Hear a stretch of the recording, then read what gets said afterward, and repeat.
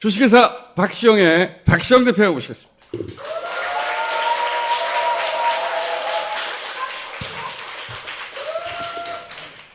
머리 깎으니까 귀엽다. 아, 이거 좋아. 더울 때. 그게 뭔지 알아, 그게? 이거? 알지. 이름이 생각이 안 나, 지금. 좋아.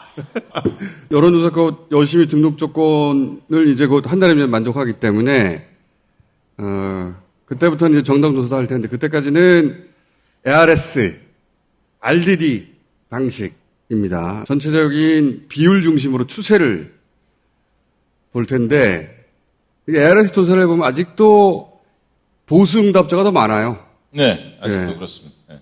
그걸 감안하면 이 20%대가 나온다는 거는 정말 낮은 거지. 대단한 걸 보여주는 대통령을 만났습니다. 그러니까 이전에 본 적이 없는 걸 보여주고 있는데. 저희도 이제 앙케이트 설문을 매일 하거든요. 내일 나올 앙케이트 설문이 뭐냐면, 박시영 TV에서? 네, 보수 정권의 대통령 중에서 가장 마음에 안 드는 대통령 다음 전 누구십니까? 아마 굉장히 고민스러울 겁니다. 지난주 저희가 여러 가지 지수를 개발하고 있다. 첫 번째로 이제 지난주에 주변 미터. 네, 주변 사람들은 어떻게 생각하고 있어? 체감 지수. 네. 예. 이번 주에도 2차로 조사해 봤는데 이 체감 지수는 비슷하다. 여론조사 지지율과 내 주변의 반응이 60% 이상이 비슷해. 보수는 약간 이상한데 지지율이 이렇게 생각하는 사람이 절반 좀 넘는다는 거예요. 이제 이런 분들이 되게 자기 주변에 보수 성향을 띈 사람들만 주로 포진돼 있고 그들 얘기만 듣는 건데 여기서 중도층들이 어떻게 느끼냐가 그렇죠. 굉장히 중요합니다. 나는 지지 정당이 없어요. 저는 중도입니다. 이렇게 답하는 사람들이 있어요. 그 사람들은 이 진보 성향의 사람들하고 거의 비슷해요. 네, 비슷합니다. 예. 이게 여론이 넘어갔다고 말하는 거거든요. 그렇죠. 중도층이 진보층과 동조화가 됐다. 하나가 되고 있다. 주변 미터 중에 이제 지지를 했었는데 철회한 것 같다가 이 정도로 요 주변은 대선 당시에 윤석열을 찍었다는 사람들, 그렇죠. 지지한다는 사람들이 지금 시점에서 반응이 어떻게 변했느냐, 윤석열 지지층만을 대상으로. 변화를 보는 거죠, 이거는. 이게 이제 주변 미터 지수인데 저희가 계속 정교하게 만들어 갈 것이고, 이건 뭐냐면, 대통령 국정 지지도가 아니라, 대통령 개인을 물어보는 거예요. 원래 대통령 개인을 물어보면 국정 수행 지지율보다 5%에서 한 10%까지 더 나와요. 문 대통령 때는 거의 10% 가까이 더 나왔어요. 윤 대통령은 한 5% 정도 더 나옵니다. 그러니까, 개인은 어느 정도 호감이 있는데, 진짜 일 못한다 하는 사람들 때문에 20%대가 나오는 거거든요. 네, 그렇죠. 호감도가 상대적으로 높으면 잠재력이 있는 거예요. 그렇죠. 일만 좀 잘하면 올라갈 수가 있거든. 이 범호감층을 생각하면 윤 대통령의 지지율은 30% 중반까지 올라갈 수 있다는 거예요. 그것도 취임 100일로 생각하면 엄청나게 낮은 거죠. 엄청나게. 맞습니다. 여론조사 기관이 발표하는 이 그래프를 보면 이게 원그래프가 많지 않습니까? 저게 저렇게 윤석열 같이 사진이 나오는 경우는 처음이야. 이 편집하는 사람이 대단한 분이거든요. 박수 한번 해주십시오.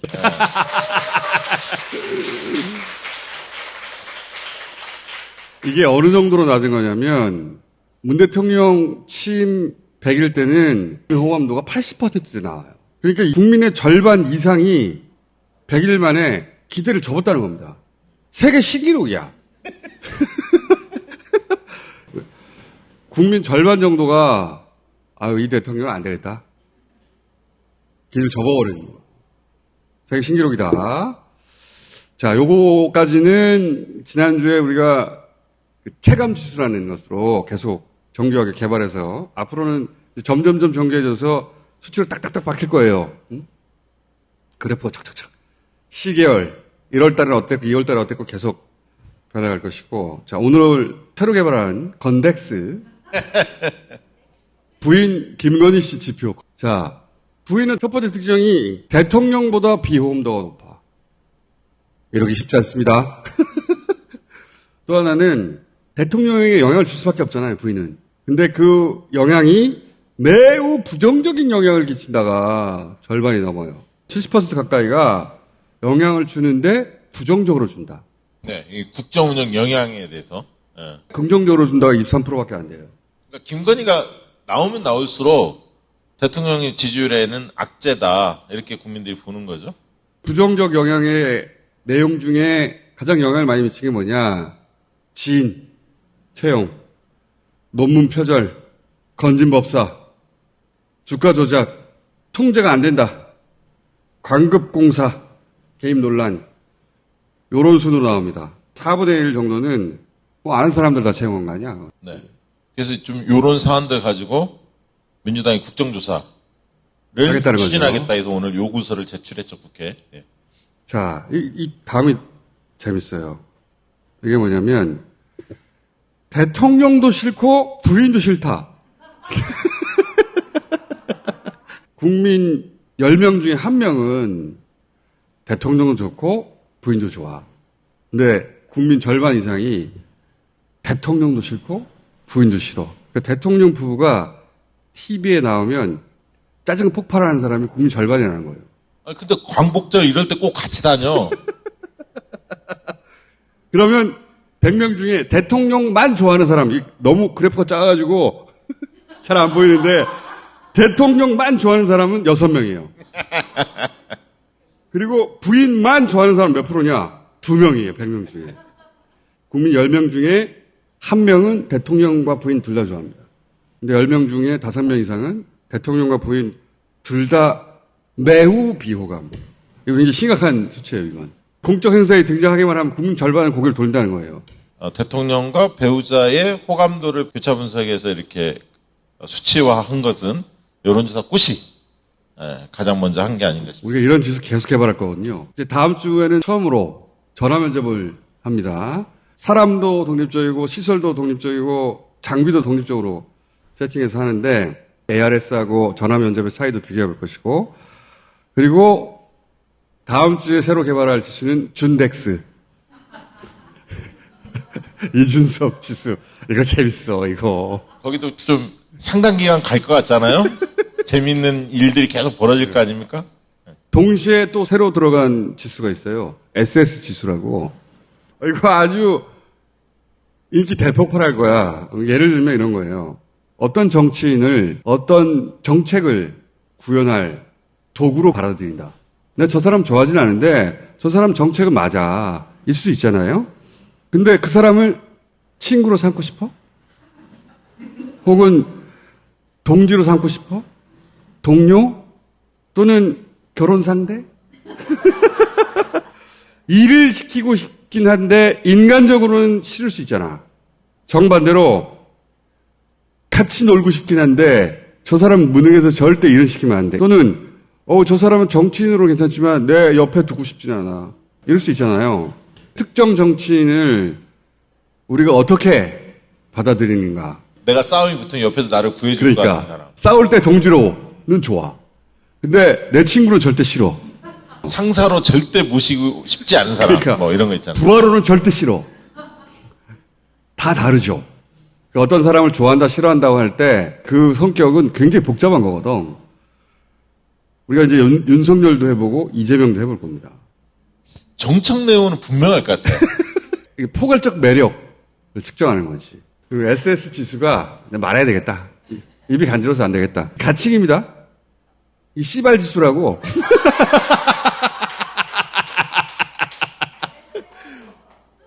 딱 보면 이 씨발.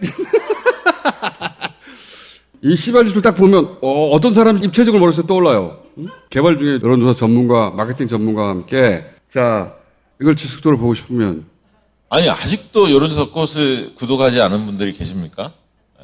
좀 해주세요. 열심히 등록하고 나면 국내에 있는 외신 기자들한테도 번역해서 쫙 부를 거거든요. 외신에 나올 거야.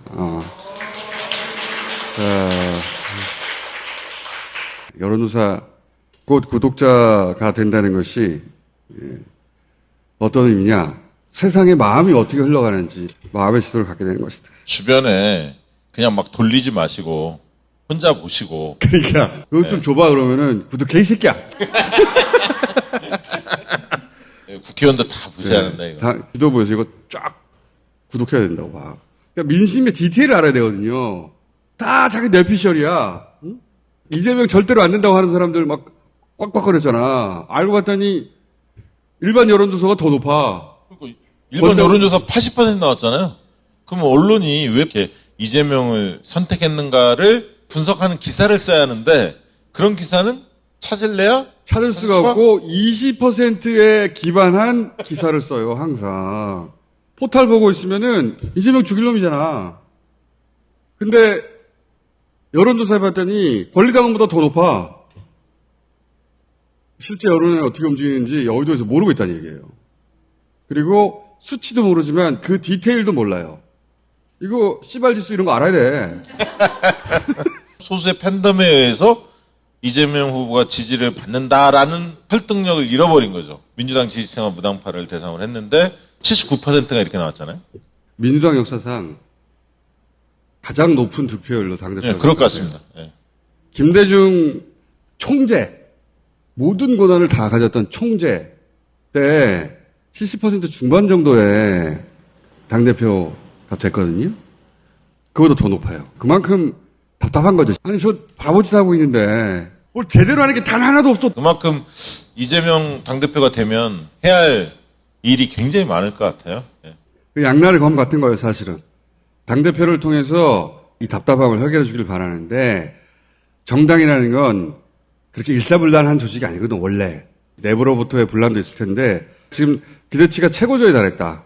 아, 이재명 당대표 되면 일단 구독해달라고 해야 되겠다. 지난번 박홍호 원내대표 쪽에서 연락이 왔었거든요. 자료를 좀 보내달라고 그래서. 어떻게 돌아가는지 알아야 될 거 아니야, 진짜로. 그렇죠. 그분들의 판단이 중요하니까요. 여기밖에 안 해요, 이런 분석은. 자, 기대해 주세요. SS 지수. 가 이제. 다음에 뵙겠습니다.